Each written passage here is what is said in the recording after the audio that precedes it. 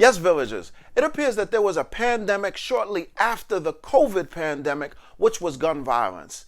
Today we'll be talking about 4 ways to reduce gun violence in major cities. If you want to know if your reason is on the list, you are in the right place. If you're new to this channel, welcome to our village.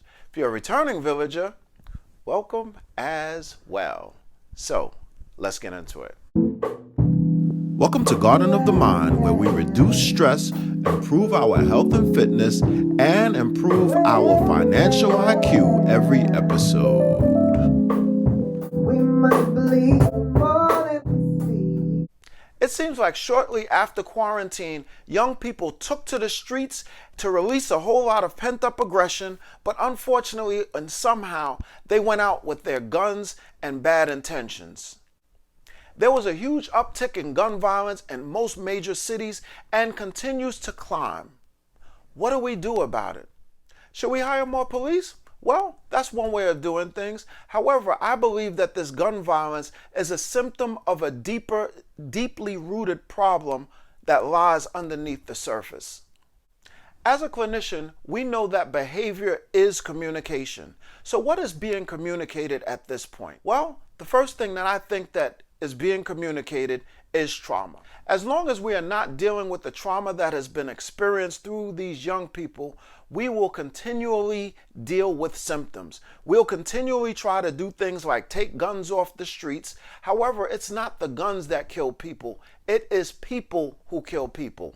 And worse than that, it is hurt people who continue to hurt people, and when in possession with a gun, continue to hurt people now with a gun and bad intentions. If we don't deal with this trauma that lies beneath most of the symptoms, we're going to continue to treat symptoms only to never completely eradicate the problem. We have to get underneath and treat the very trauma that is being experienced by these young people. One of the ways that we can treat this trauma is with a consistent environment, with adults that care, and then we have to provide these youth with a solid outlet for them to release some of the things that they've been harboring, some of the pent-up anger and aggression that has been held that we are seeing now as symptoms. Trauma does not stay in the place that it was introduced in a person's life. So it evolves, it can morph into something that completely does not resemble its entry point in a person's life. We have to be intentional about dealing with the trauma experienced by our young people. There are adverse childhood experiences called ACEs that really speak to the symptoms of the symptoms. If we focus our energies and our efforts on ACEs, then we can eradicate a lot of the symptoms or behaviors that we are seeing in our society so much easier than how we are trying to do it.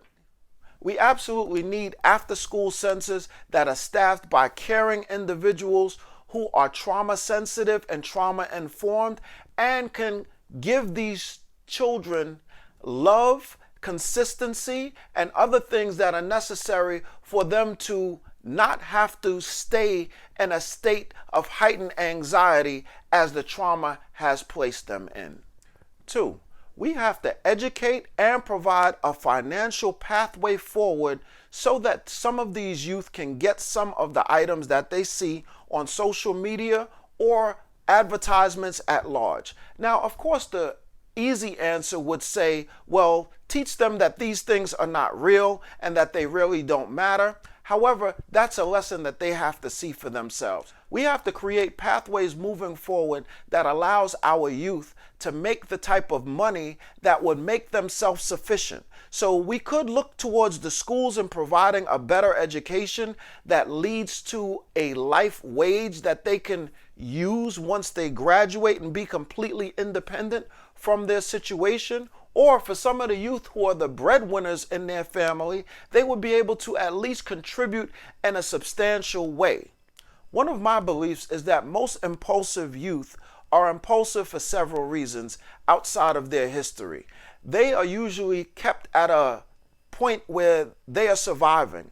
They are trying to survive in such a way, and they only see these impulsive things to be their answer to survival. Now, some of them may be doing what they're doing because they don't know where their next meal is coming from. However, there is another form of survival in terms of people just living a day-to-day existence. Some of our young people believe that if they were to become a part of gang culture, that they would have the clout that's necessary in order for them to not be antagonized as much as other people who may not be a part of gang culture are antagonized. So they see it as a form of protection.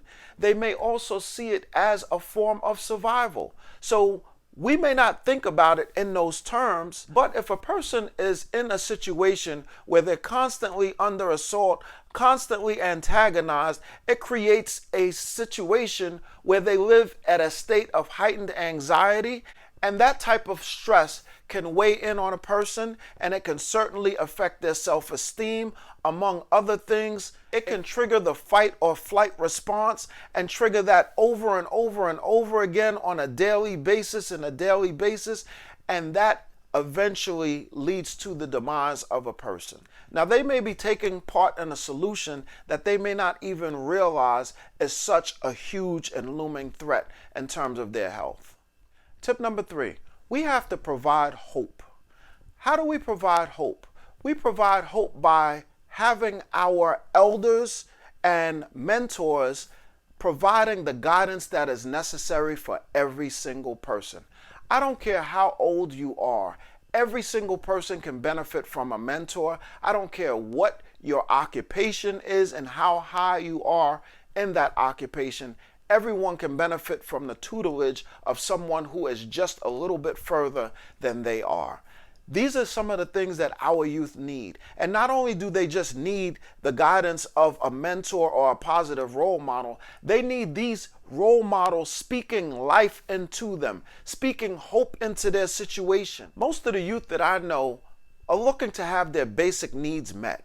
They are looking for protection. They are looking for safety. They are looking for encouragement. They're looking for validation. There are so many things that they are looking for on a human level that are not necessarily given to them. There are so many things that they need that can be provided to them by a mentor or an older person, a trusted individual who is guiding them in the right way as opposed to guiding them in the wrong way. I've never met someone who does not want anything out of life. I've never met a person who says that I want to go out and be a drug dealer. I want to go out and be a murderer.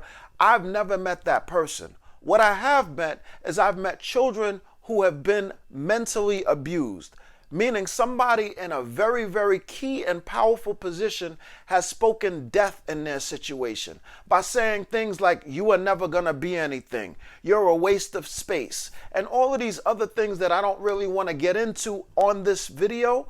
But these are things that people are dealing with on a regular basis. We need to get underneath that. We need to lift it up. We need to shine some light in it. And we need to pick the people up who have been sitting underneath these burdens and have heard these things for so many years. They think that the best thing that they can do is to be a drug dealer because they don't feel like they're good enough to be anything else. So we have to speak to that individual. We have to speak to the humanity in that person that is buried underneath a life of hurt, a life of mental abuse.